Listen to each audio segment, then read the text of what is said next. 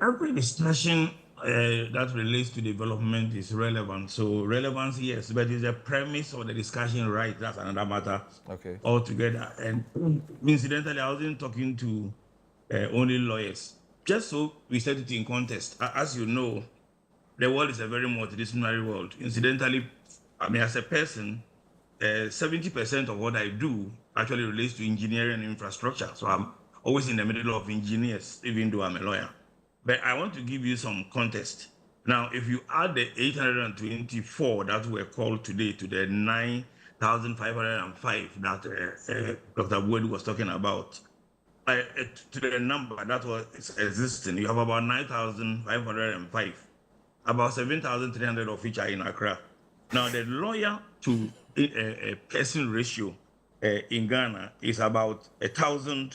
It's about one lawyer to an average of about 3,600 people. For Kenya, you have one to 6,200 people. For the US, you have four lawyers to 1,000 people.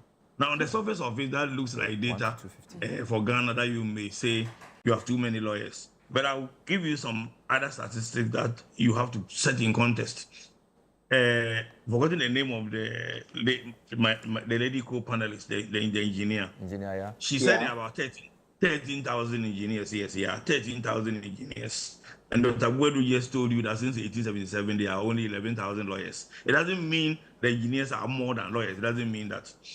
The context, which is important, is for us to check what other professions are churning out numbers that are not necessarily the topic of the day because they are not, for want of a better word, called in the manner in which lawyers are called. I'll give you just two examples.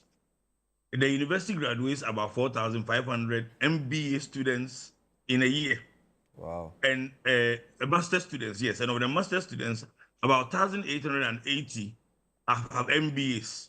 That's more than the number of lawyers. Now, next year you are going to be surprised because the students in the class in part one that I taught are about 1,500.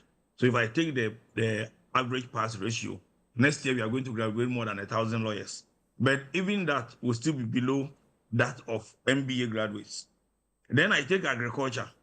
If you take the total number of first degree graduates in Ghana, it's about 109,000, of which about 3% are in agric alone. That gives you over 3,000 average of agric students. Now you have a country where doctors and medical professionals, and I'm talking about doctors, people who are in high demand. We have the doctor to patient ratio here very, very low.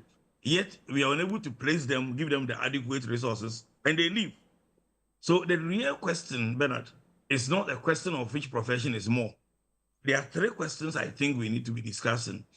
One is, what type of development and growth are we looking for? And which professions do we want to produce more of?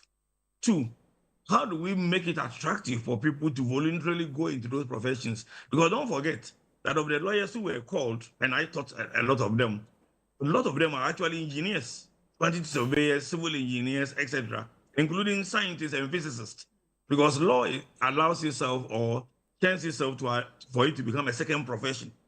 So that's the first question we need to ask. What type of development and how do we channel and make it attractive? Two, how do we make that type of sector we want to trigger, for example, manufacturing, production engineering, etc.